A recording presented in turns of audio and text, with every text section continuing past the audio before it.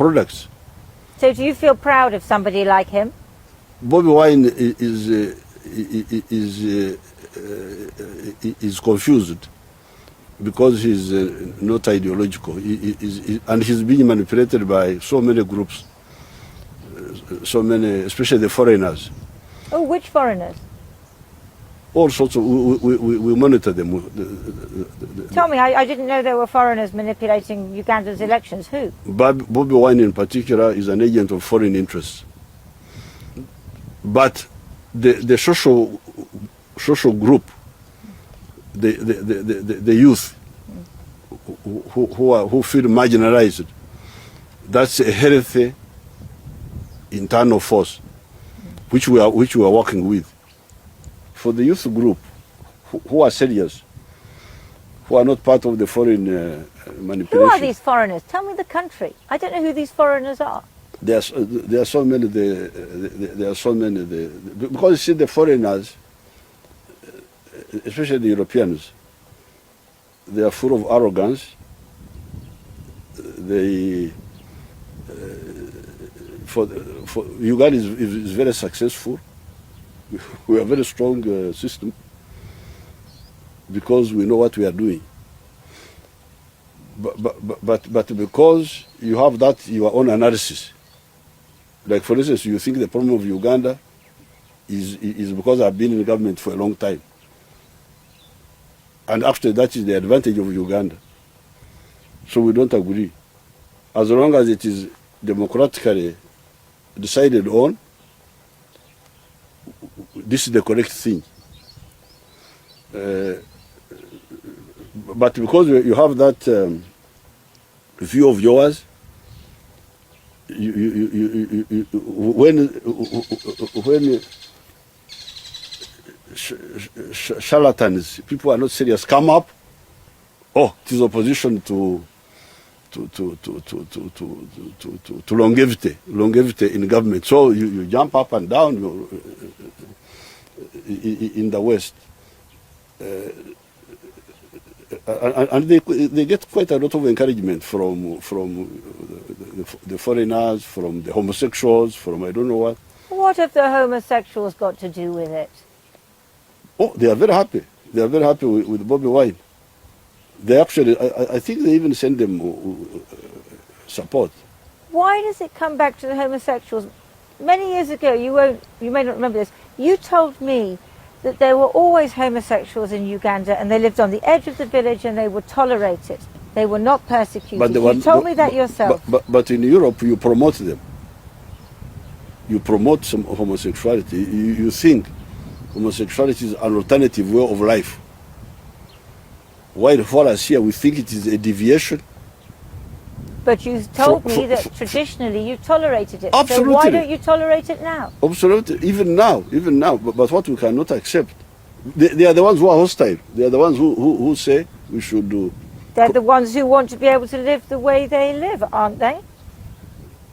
What I'm not understanding is your connection between homosexuality and a young man who is running for president, who is your opponent. I don't see the connection between the two. The connection is that because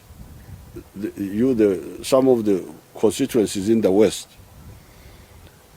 have their own way of thinking. And for us, we agree with you on some, but we don't agree with you on others. But I think what you would like us to be is that we should be your puppets.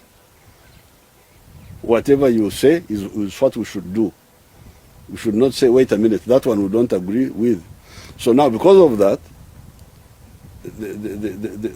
those constituencies, anything against us, they jump on it. And of course, they make mistakes by so doing because they don't know our situation.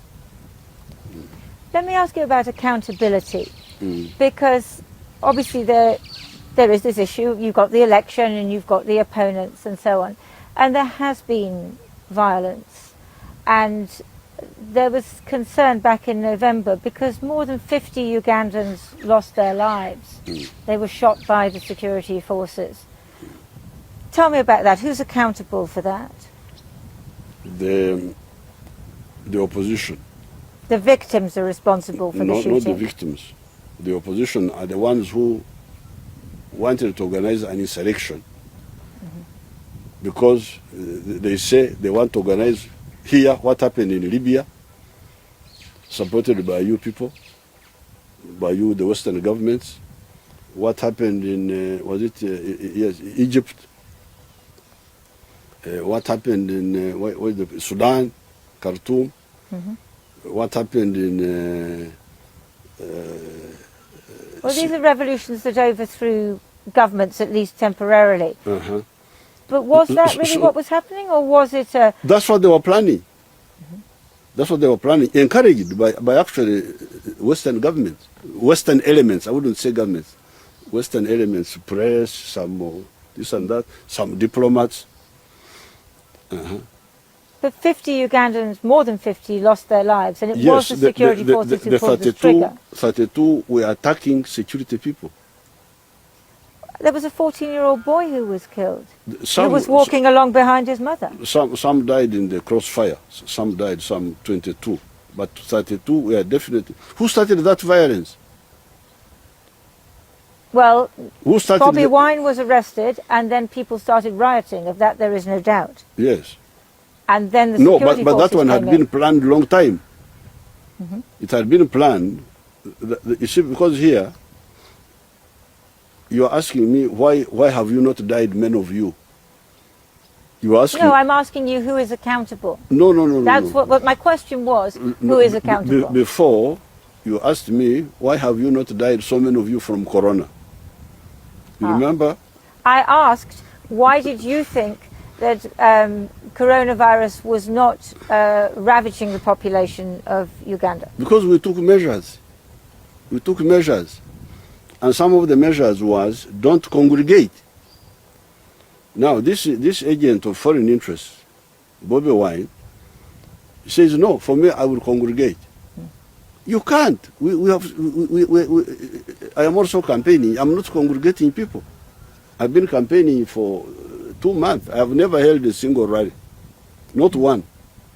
Even when they gather, I ignore them. I just sit in my car, wave inside my car and continue, because I don't want to kill these people. So this agent of foreign interest, for me, that one will not apply to me. Oh, it will not apply to you. So the police arrest him. But they had planned that when he's arrested, there should be uprising. So the uprising was defeated. So who are responsible? The ones who put those bankrupt ideas in the heads of some of the obviously not so capable actors. So for us here, we shall maintain our stability.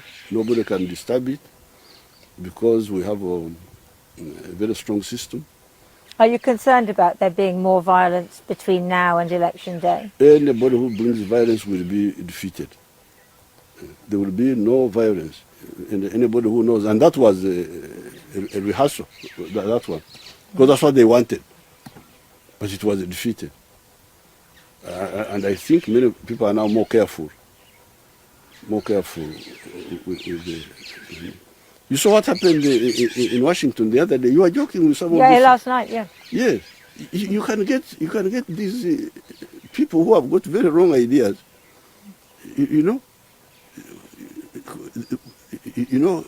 That parliament of the Americans was attacked. Are you still a freedom fighter? Oh, very much so. Very much so.